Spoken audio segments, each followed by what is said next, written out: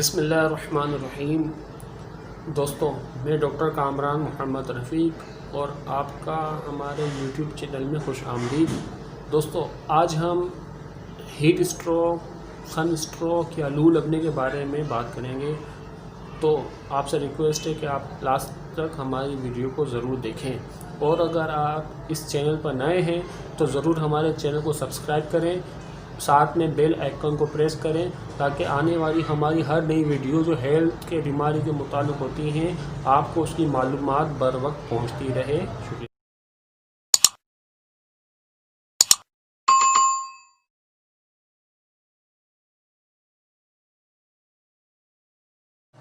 دوستوں، جیسے کہ آپ کو معلوم ہے کہ ہم انسان جانوروں کے اس گروپ سے تعلق رکھتے ہیں جو گرم خون والے جانور یعنی وارم بلڈڈ جانور کہلاتے ہیں۔ ہم انسانوں کے باڈی کا جو درجہ حرارت ہے وہ 37 to 38 ڈگری سینٹی گریڈ تک نارمل ہوتا ہے۔ اگر ہمارے جسم کا درجہ حرارت اس سے بڑھ جائے نارمل رینج سے یا کم ہو جائے تو کچھ کمپلیکیشنز ہمارے جسم میں ظاہر ہونے لگتی ہے۔ اللہ تعالیٰ نے ہمارے جسم کا درجہ حرارت نارمل رینج میں رکھنے کے لیے ہمارے دماغ میں ایک میکینزم، ایک سسٹم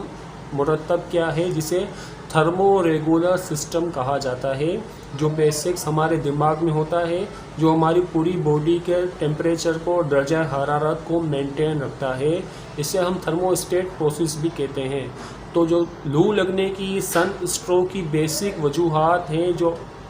بیسک کوز ہے، وہ اسی نظام میں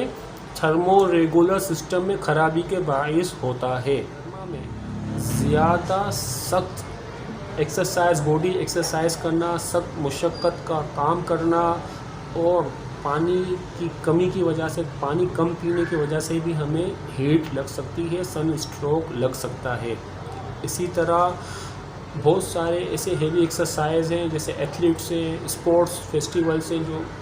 گرمی کے موسم میں ہوتے ہیں، ان میں بھی اگر زیادہ گرمی میں اس طرح کی ایکسرسائز کی جائیں،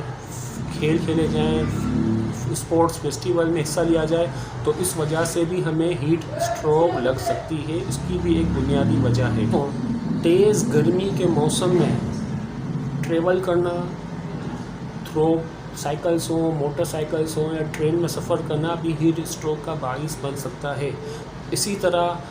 گرم موسم میں جب درجہ حرارت کچھ زیادہ ہو، باہر کا ایٹماسفیئر کا، ماحول کا، اس موسم میں سیاہ یا ڈارک کلر کے کپڑے پہننا، ٹائٹ کپڑے پہننا بھی ہیٹ اسٹروک کا باعث بن سکتا ہے۔ اسی طرح گرم موسم میں جب ایٹماسفیئر درجہ حرارت باہر کا کچھ زیادہ ہو، بہت زیادہ ہو، اس موسم میں کافی، چائے کا بکثرت استعمال بھی، گرم مشروبات کا استعمال بھی ہیٹ اسٹروک لو لگنے کا باعث بن سکتا ہے۔ ایجز یعنی بڑی عمر کے لوگوں میں ہیٹ اسٹروک ہونے کے زیادہ چانسز ہوتے ہیں۔ اسی طرح لیڈیز میں جو کچن میں زیادہ کام کرتی ہیں، گرمی میں زیادہ کام کرتی ہیں، کچن کی گرمائش میں زیادہ کام کرتی ہیں، ان میں بھی ہیٹ اسٹروک ہونے کے زیادہ چانسز ہوتے ہیں۔ اسی طرح ہے جو کنسٹرکشن کی فیلڈ سے وابستہ ہوتا ہے، جو روڈز پہ زیادہ کام کرتے ہیں، سخت دھوپ میں اگر زیادہ کام کریں، زیادہ محنت والے کام کریں اور پانی کم مقدار میں پئیں تو انہیں بھی ہیٹ اسٹروک ہونے کا خطرہ لاحق ہو سکتا ہے۔ ہوا کا رخ بند ہو جائے، ہوا کا جو پریشر ہے وہ کم ہو جائے ہمارے ماحول میں تو اس صورت میں ہیٹ اسٹروک لگ سکتی ہے۔ تو اس میں ہیٹ اسٹروک ہمارا جو باڈی کا جو دماغ میں تھرمو اسٹیٹ ہے وہ صحیح کام نہیں کر پاتا، تو جس کی وجہ سے جو ہیٹ اسٹروک میں ہمارا جو باڈی کے جو پارٹس ہیں وہ سب سے زیادہ متاثر ہوتے ہیں۔ ان میں ہمارا دماغ ہے، ہمارے ریڑھ کی ہڈی کا جو ستون ہے وہ سب سے زیادہ متاثر ہوتے ہیں۔ ہیٹ اسٹروک میں اگر جسم سے پسینہ خارج نہ ہو، بالکل بند ہو جائے تو مریض کی جو جسم کی جلد ہے وہ خشک ہو جاتی ہے اور اس میں جلتی ہوئی محسوس ہوتی ہے۔ اگر پسینہ جلدی خارج نہ ہو، جلدی سے نہ آئے مریض کو، تو اس کا جو نروس سسٹم ہے وہ برے طریقے سے متاثر ہوتا ہے، مریض میں کمزوری محسوس ہوتی ہے اور وہ بے ہوش ہو جاتا ہے، آنکھیں بند کر لیتا ہے اور وہ ہوش و آواز میں نہیں رہتا اور بے ہوش ہو کر گر پڑتا ہے۔ کو فوراً فرسٹ ایڈ ٹریٹمنٹ نہ دی جائے یا انہیں دیر سے ہاسپٹل پہنچایا جائے، ہاسپٹلائز نہ کیا جائے تو ایسے مریض اپنی جان کی بازی بھی ہار جائے تو اس کو یہ میڈیکل ایمرجنسی ہوتی ہے، اسے فوراً ایسے مریضوں کو ہاسپٹلائز کروانا چاہیے۔ ان کا علاج ڈاکٹرز ہی کرتے ہیں، ہمیں ان کا علاج نہیں کرنا چاہیے۔ ہاں، فرسٹ ایڈ کے طور پر ہمیں کچھ ایسی ٹپس اختیار کرنی چاہیے جس کی وجہ سے ہم ان ایسے لوگوں کی زندگی بچا سکیں۔ اگر ہاسپٹل لے جانے میں ہمیں دیری ہو رہی ہے، ایمبولینس ارینج نہیں ہو رہی ہے تو ہمیں کچھ ایسی ٹپس اختیار کرنی چاہیے جن کی وجہ سے ایسے مریضوں کی زندگی بچ سکے۔ فرسٹ ایڈ کے طور پر ہمیں ایسے مریضوں کو جن کو لو لگ چکی ہے، سن اسٹروک کا سامنا ہے، ان کو فوراً دھوپ سے ہٹا کر سایہ دار جگہ پر لے جانا چاہیے اور ان کی گردن پر، ان کی تھائز پر، کندھوں پر فوراً ٹھنڈے پانی کی دھار ڈالنی چاہیے۔ یعنی فرسٹ اسٹیپ کے طور پر ہمیں جو ان کی باڈی کا ٹیمپریچر ہے جو 102 ڈگری تک جا پہنچتا ہے، ہمیں ان کو نارمل لانا ہے۔ اس کے لیے ہمیں فوراً مریض کے جسم کو ایکسپوز کرنا چاہیے اور جتنا پانی ہو سکے مریض کے جسم پر جگہ پر ہے جہاں پانی کا کوئی ٹب وغیرہ موجود ہو، کوئی سوئمنگ پول وغیرہ موجود ہو تو مریض کو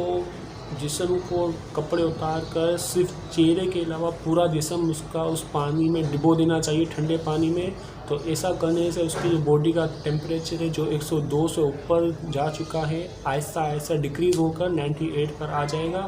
اور مریض کی زندگی بچ سکتی ہے اس طرح کرنے سے۔ جب پھر مریض ہوش میں آتا ہے تو ہمیں اس سے تھوڑا تھوڑا کر کے جوس، لیکوڈ وغیرہ، ٹھنڈا پانی پلاتے رہنا چاہیے اور ایسے پیشنٹ کو فوراً ہاسپٹلائز کروا دینا چاہیے۔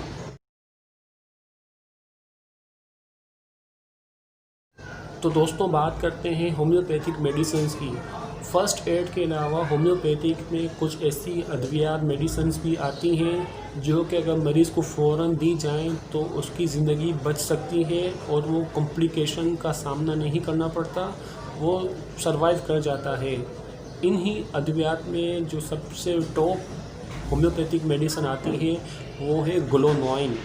گلونوائن بیسکس ان پیشنٹ کو دی جاتی ہے جو زیادہ دھوپ میں کام کر رہے ہوں، گرمی کی وجہ سے، زیادہ دھوپ میں کام کرنے کی وجہ سے جنہیں لو لگ چکی ہو، سن اسٹروک کا سامنا کرنا پڑا ہو، ایسے پیشنٹ کو گلونوائن سب سے پہلے پرسکرائب کی جاتی ہے۔ ایسے مریضوں میں جو گلونوائن کے جو پیشنٹ ہوتے ہیں، جو علامات دیکھنے میں ملتی ہے، ان کا سر نسبتاً گرم ہوتا ہے، خون کا دوران یا سر کی طرف زیادہ ہوتا ہے، چہرہ زرد ہوتا ہے، زبان سفید ہوتی ہے، ان کی جو پلس ہوتی ہے وہ فل ہوتی ہے اور تیزی سے چل رہی ہوتی ہے، اور ایسے مریض جو ہوتے ہیں بے ہوشی کا شکار ہو چکے ہوتے ہیں، اپنے ہوش و آواز میں نہیں ہوتے۔ بیسکس گلونوائن ایسے پیشنٹ کو دی جاتی ہے، پرسکرائب کی جاتی ہے جن کو گرمی کی وجہ سے لو لگی ہو اور جو دھوپ میں سخت محنت کا کام کر رہے ہوں، پانی کی کمی کا شکار مریضوں کو میں گلونوائن بہت اچھا اثر کرتی ہے۔ ہومیوپیتھک میں بیلاڈونا